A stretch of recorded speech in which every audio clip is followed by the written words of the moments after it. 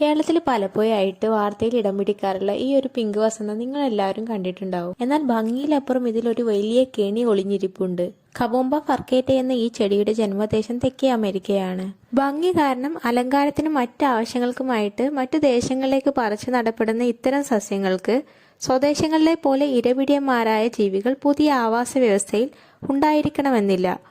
ഇത്തരം natural predators അല്ലെങ്കിൽ ഇരപിടിയന്മാരായ ജീവികളാണ് ഇവയുടെ വളർച്ചയെ നിയന്ത്രണ വിധേയമാക്കുന്നത്. ഈ ഒരു സസ്യത്തിന്റെ കേസെടുത്താൽ ഇവയ്ക്ക് വളർച്ചയ്ക്ക് ഓക്സിജൻ ഒരുപാടധികം ആവശ്യമാണ്. ഇത് വാട്ടർ ക്വാളിറ്റി, മറ്റു മത്സ്യസമ്പത്ത് ഇവയെല്ലാം പ്രതികൂലമായി ബാധിക്കുന്നു. ഇതുപോലെ നമ്മുടെ നാട്ടിലെ ജലാശയങ്ങൾ കയ്യേറിയ മറ്റൊരു വിദേശിയാണ് വാട്ടർ യാസിൻ എന്ന് പറയുന്ന ഈ ഒരു പ്ലാന്റ്. ഇത്തരം സസ്യങ്ങളെ ഒരു ചെറിയ ചട്ടിയിലോ മറ്റോ വളർത്താൻ ശ്രമിക്കുക. ഒരിക്കലും ഇത്തരം സസ്യങ്ങളെ നമ്മുടെ ജലാശയങ്ങളിൽ നിക്ഷേപിക്കാതിരിക്കുക. ഇത്തരം ഇൻവാസീവ് പ്ലാന്റ്സിന് മറ്റു ഉദാഹരണങ്ങളാണ് അരിപ്പൂ, കമ്മ്യൂണിസ്റ്റ് പച്ച എന്നിവ.